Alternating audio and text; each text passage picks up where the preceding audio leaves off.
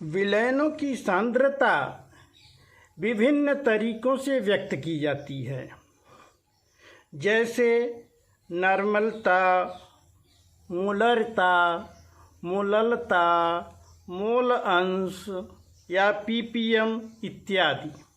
आइए सांद्रता ज्ञात करते हैं कुछ विभिन्न विधियों द्वारा।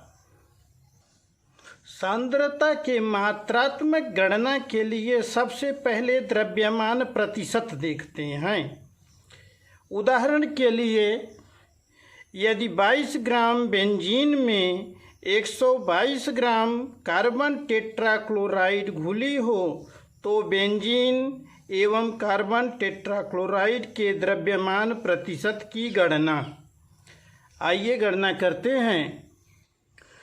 जैसा कि हम जानते हैं, विलयन का द्रव्यमान प्रतिशत निकालने के लिए जिस पदार्थ का द्रव्यमान प्रतिशत निकालना होता है, उसके द्रव्यमान में विलयन के कुल द्रव्यमान का भाग करके 100 से गुणा करते हैं। तो विलयन का कुल द्रव्यमान पहले निकाल लेते हैं। बेंजीन का द्रव्यमान और कार्बन टेट्राक्लोराइड का द्रव्यमान योग कर देते हैं। बेंजीन का द्रव्यमान 22 ग्राम, कार्बन टेट्राक्लोराइड 122 ग्राम, टोटल 144 ग्राम हुआ। अब बेंजीन का द्रव्यमान प्रतिशत बराबर बेंजीन का द्रव्यमान बटा विलयन का द्रव्यमान गुणा 100। तो बेंजीन का द्रव्यमान 22 बटा कुल विलयन का द्रव्यमान 144 गुणा 100। इसको कैलकुलेट कर लेते हैं। आपका आंसर आ गया 15.28%। इसी प्रकार कार्बन टेट्राक्लोराइड का द्रव्यमान प्रतिशत निकालना है, तो कार्बन टेट्राक्लोराइड का द्रव्यमान बटा विलयन का कुल द्रव्यमान गुणा 100। तो कार्बन टेट्राक्लोराइड का प्रश्न के अनुसार 122 ग्राम वेट है विलयन में, तो 122 ग्राम बटा 144 ग्राम गुणा 100। इसको कैलकुलेट करते हैं, आंसर आता है 84.72%। इस प्रकार द्रव्यमान प्रतिशत ज्ञात कर लेते हैं। मोल अंश। इसी प्रकार मोल अंश क्या होता है? अवयव के मोलों की संख्या में विलयन के कुल मोलों की संख्या से भाग दे देते हैं तो मोल अंश प्राप्त होता है। द्रव्यमान प्रतिशत की तरह ही इसको भी निकालते हैं। मोल अंश निकालने के लिए जिस पदार्थ का मोल अंश निकालना है, उसका मोलर द्रव्यमान और विलयन का मोलर द्रव्यमान ज्ञात होना आवश्यक है। आइए एक उदाहरण लेते हैं मोल अंश की गणना करने के लिए। प्रश्न है, एक विलयन में बेंजीन का 30 द्रव्यमान प्रतिशत कार्बन टेट्राक्लोराइड में घुला हो तो बेंजीन के मोल अंश की गणना कीजिए। तो बेंजीन के मोल अंश की गणना करनी है। विलयन है कार्बन टेट्राक्लोराइड, जिसमें 30% बेंजीन घुला है, अर्थात 100 ग्राम में विलयन में 30 ग्राम बेंजीन है, शेष 70 ग्राम कार्बन टेट्राक्लोराइड होगा। पदार्थ का मोल अंश निकालने के लिए मोलों की संख्या की गणना करना जरूरी है, और मोलों की संख्या प्राप्त करने के लिए हमें पदार्थ के द्रव्यमान और मोलर द्रव्यमान की आवश्यकता है।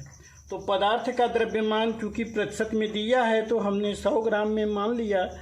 30 ग्राम अगर बेंजीन है तो 70 CCl4 होगा। अब मोलर द्रव्यमान के लिए आपको अणुभार की जानकारी आवश्यक है, जैसे कार्बन 12 होता है, हाइड्रोजन 1 होता है, क्लोरीन 35.5 होता है। ये आपको याद कर लेना चाहिए। टेबल बना के आप रखें और बराबर इसको लर्न करें। तो C6H6 का मोलर द्रव्यमान निकालते हैं फार्मूला के अनुसार। C यानी 12, 6 से मल्टीप्लाई करते हैं, 12 × 72, और H6 अर्थात 1 × 6। इस प्रकार ये 78 ग्राम पर मोल आता है। इसी प्रकार कार्बन टेट्राक्लोराइड का मोलर द्रव्यमान निकालते हैं, 154 ग्राम पर मोल आता है।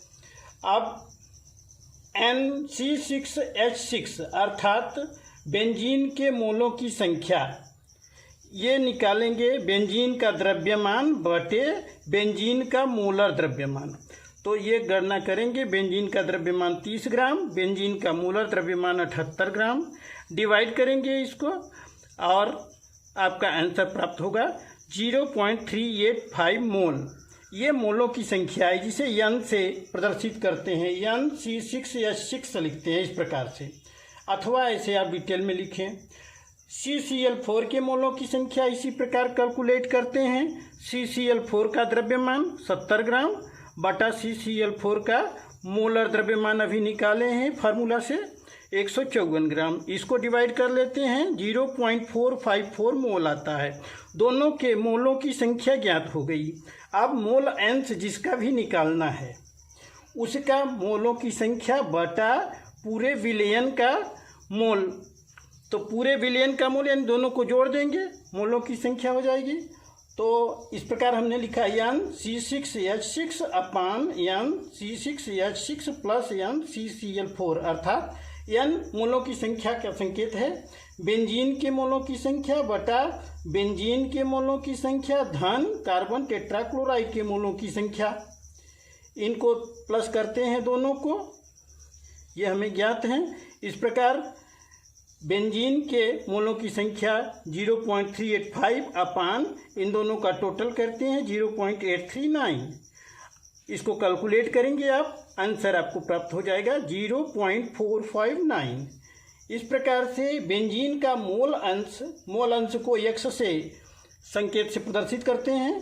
तो लिखेंगे XC6H6 इज इक्वल टू 0.459। चूँकि ये भी मोल में है ये भी मोल में है तो मोल कट जाता है, अर्थात मोल अंश का कोई संकेत कोई मात्रक नहीं लिखा जाता, सीधे इसको 0.459 आंसर आपको प्राप्त हो जाएगा।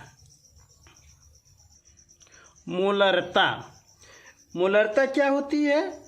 किसी विलयन में विलेय के मोलों की संख्या में विलयन के आयतन से भाग दे दें तो विलयन की मोलरता प्राप्त होती है। शर्त यह है कि विलयन का आयतन लीटर में होना चाहिए, अर्थात इसका फार्मूला हो जाता है विलयन की मोलरता बराबर विलेय के मोलों की संख्या बटे विलयन का आयतन लीटर में।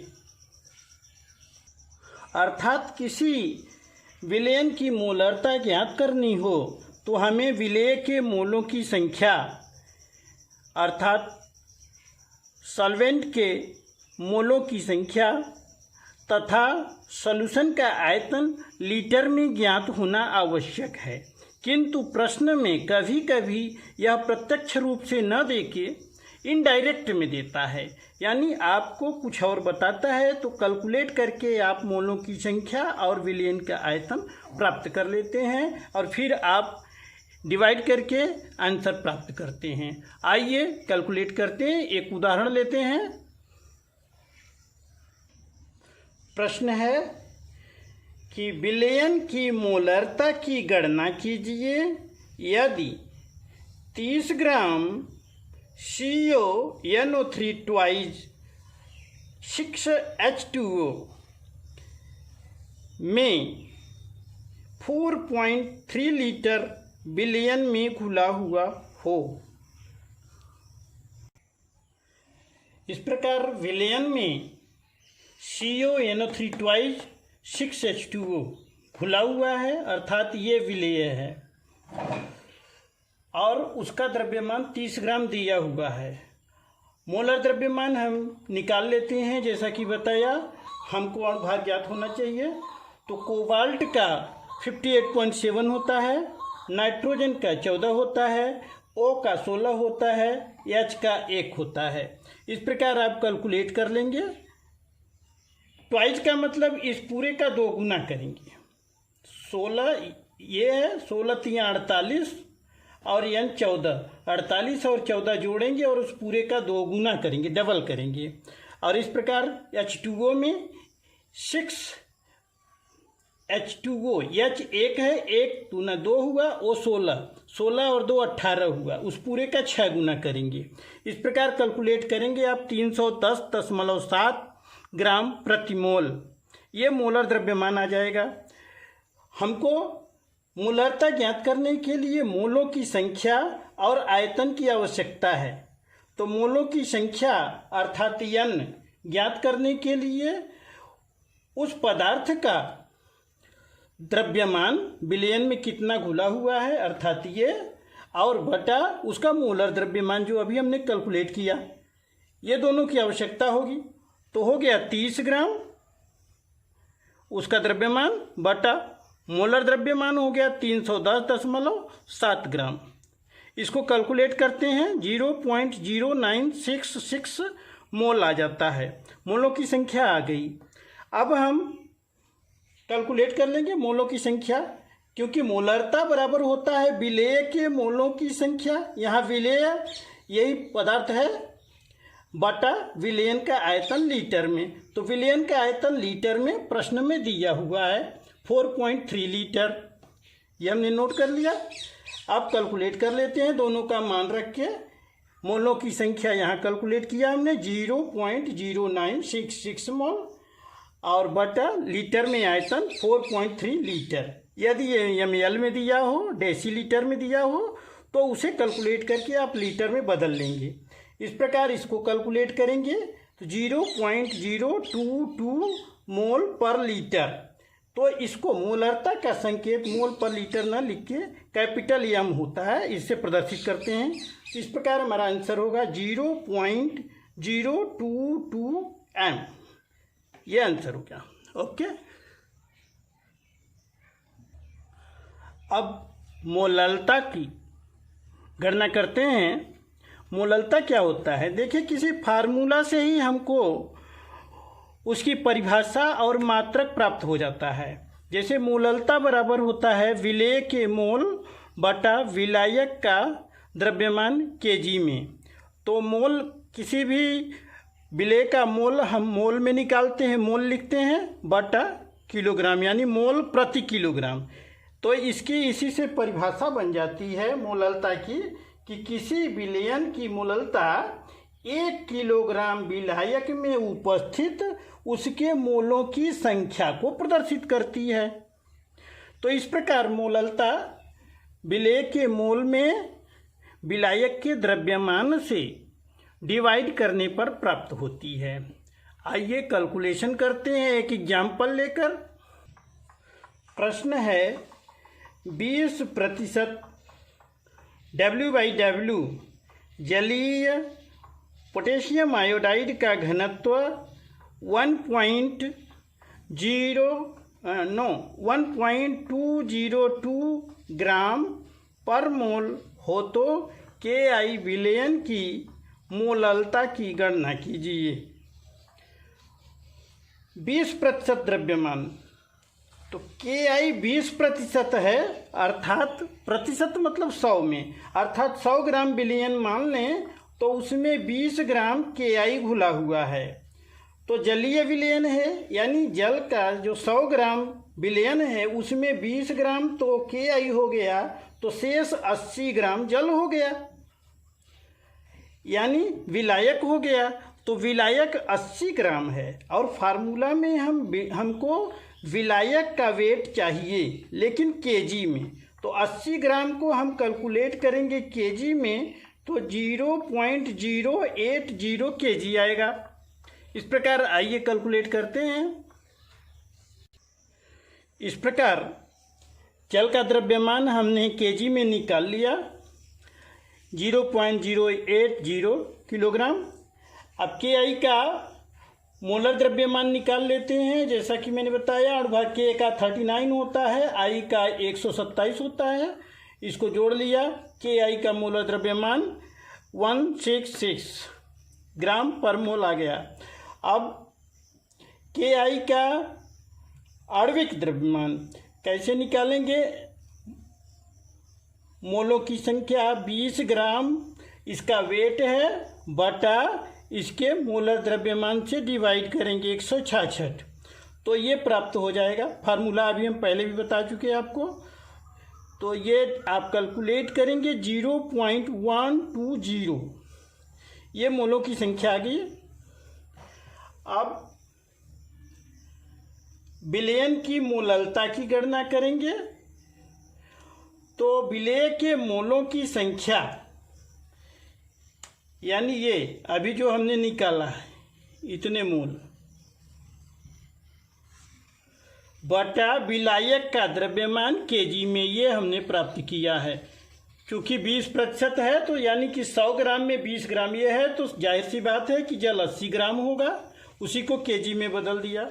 इस प्रकार इसको कैलकुलेट करते हैं 1.5 मोल पर केजी, ये मोललता प्राप्त हो जाती है।